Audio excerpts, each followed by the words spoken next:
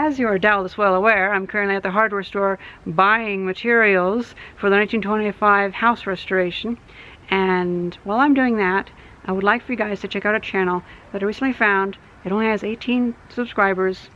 It's called Susan Amber Bruce, I think. And she's just this lovely old lady who salvages things. She builds Arduino circuits and she programs Raspberry Pis, that's it. And she watches Ghost in the Shell, she plays Minecraft, and she's just generally a sweet old lady. On with putting plastic on the roof of the 1925 house, because it's gonna rain.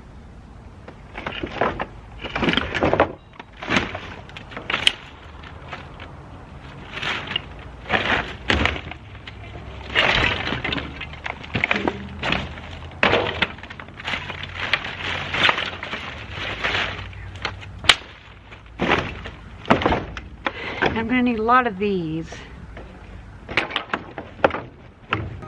What are they for? I really don't know, but I know we need a lot of them.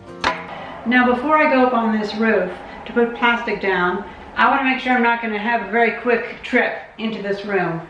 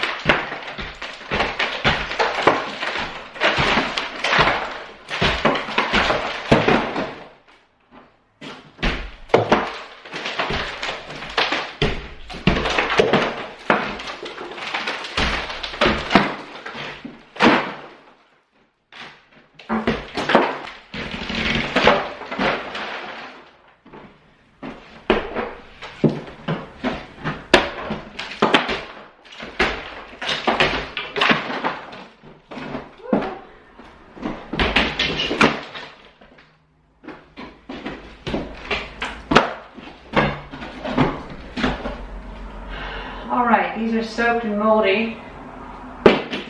Those have to be replaced. With the Red Rooster being right down the road, you know, I mean, you just saw me at the dumpster, it's just full of plastic laths.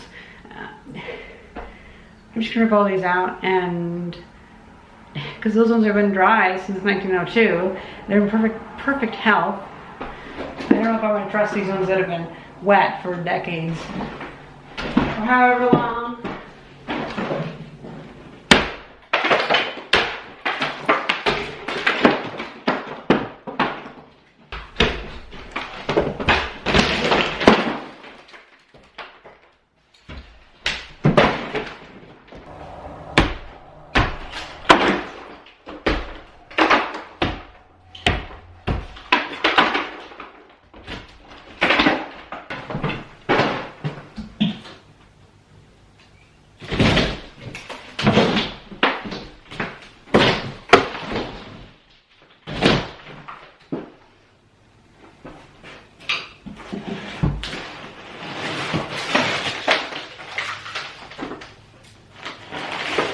Alright, that doesn't look as bad.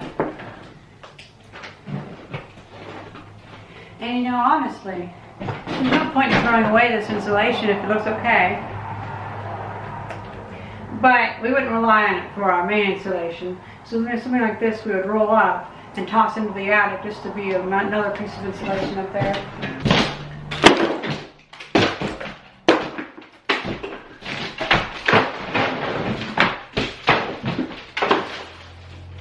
Whoa! Bunch of wasp nests up there, and dirt daubers and stuff. You can see the mice made like a little highway through there. Little mouse hole, little mouse hole, mouse hole, mouse hole. Actually quite lovely.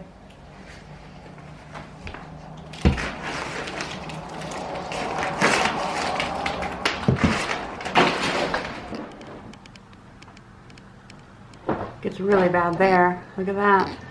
So yeah, I think it would be a good idea just to rip all of this out, just to see what we're dealing with, but not today. Now that the chance of plaster falling and hitting me in the head is lower. That's good. You know, these look like they're reused. Yeah, these are reused. That's odd.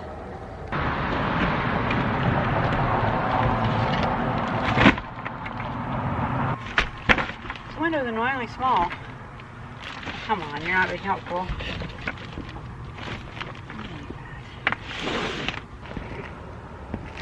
Time to test out the roof.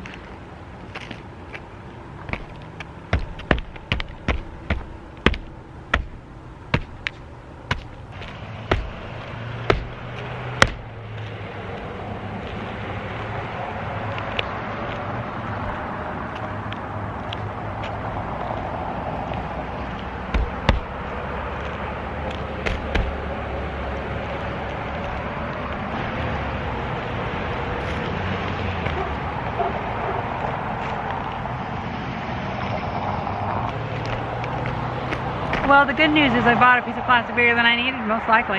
It's 25 feet long. I thought that would be like 20 feet, but oh well, I guess not.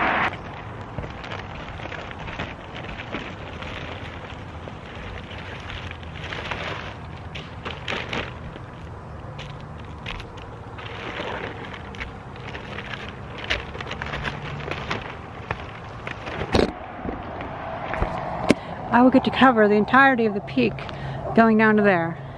It's a lot better than I thought, because I thought I was only going to be able to get 2 strips across here and end up here. But that will help stop the water a lot more.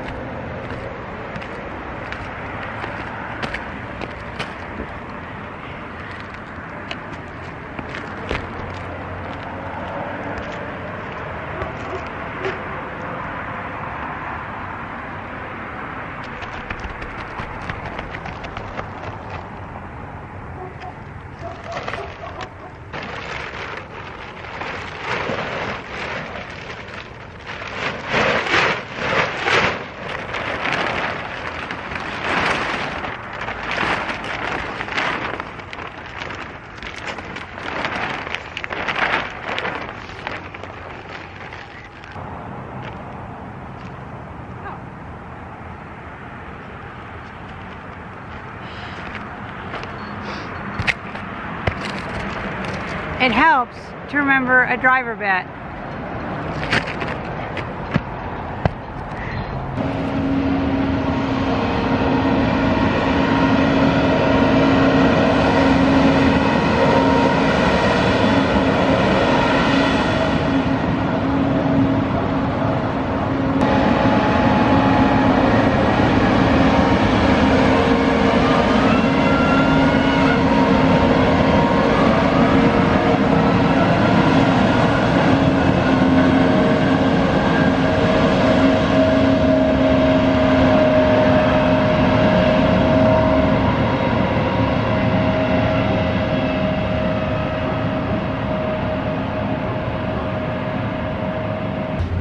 Oh, here comes the grain truck.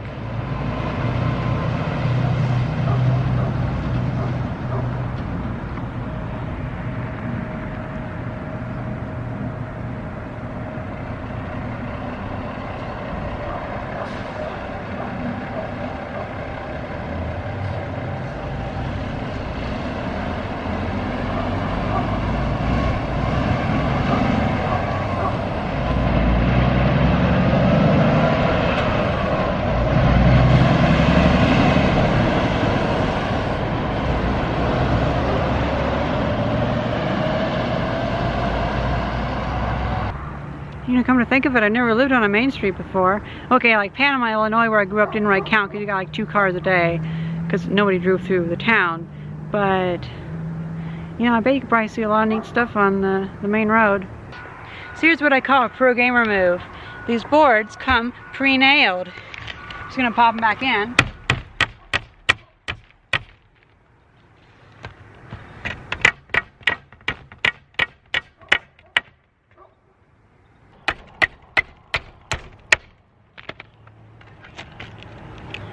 You just put it down.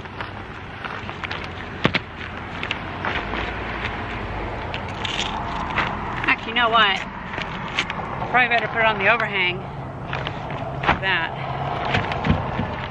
What do you think of that?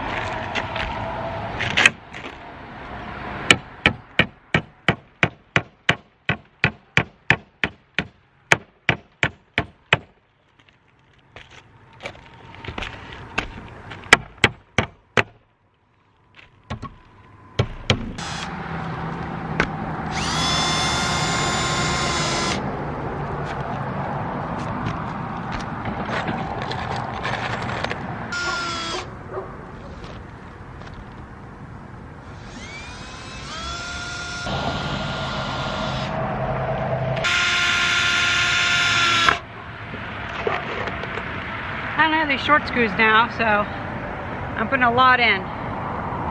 Should be good enough for now.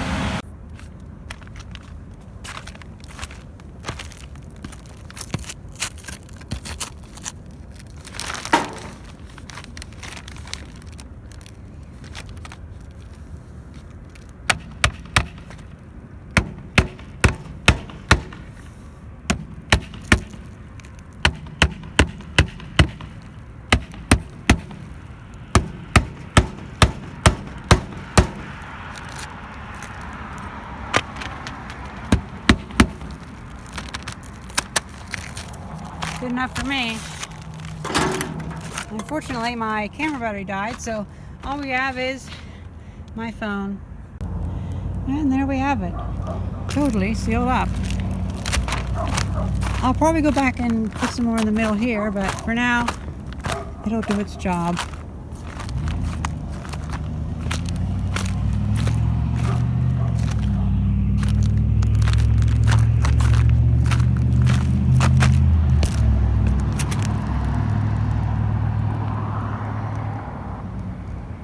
Since I'm using my phone, I can't really see if I'm in shot, but kind of hurts to. But I'm noticing that this plaster doesn't have hairs in it, but some of it does. So it appears that, like, this piece is older because it has little hairs in it. I guess they use like hog hair or something like that for fibers because it's before fiberglass. But this stuff, yeah, that's newer. And so it looks like a lot of this is actually newer plaster, which means some of this plaster has been removed. And that would explain why a lot of the laths are uneven and falling down.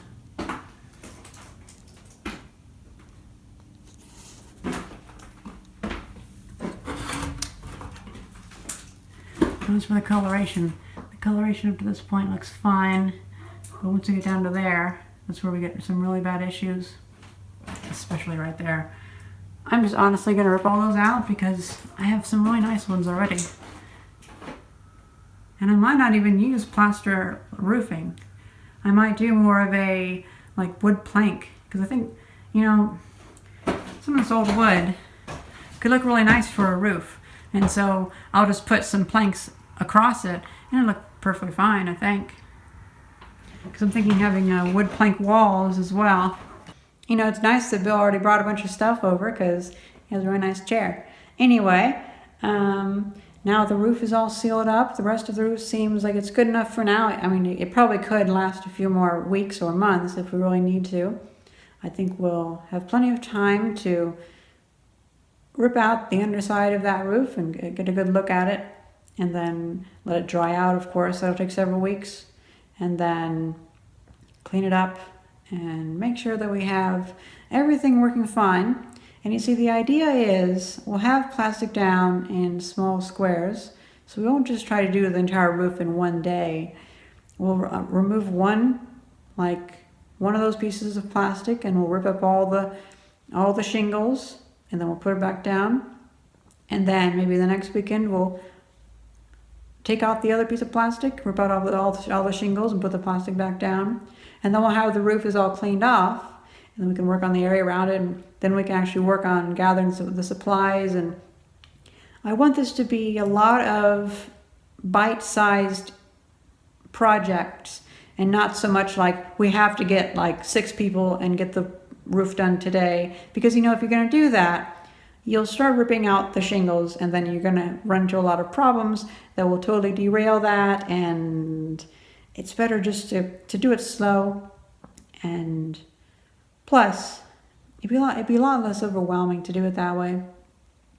And I have a lot more to learn about doing roofing, because I have a surfeit of 2x4s and 2x12s.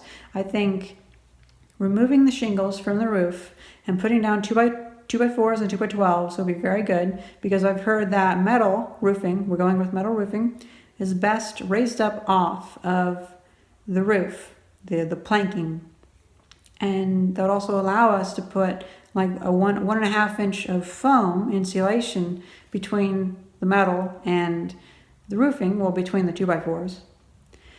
Because the overhangs are drooping and those boards are actually curving from the weight, I think it would actually be good to have 2x12s running along the top, the peak of it. So the 2x12s would be like really strong, and that would really just be like almost like an exoskeleton on the roof. Just 2x12s running across the peak, and then 2x4s running across.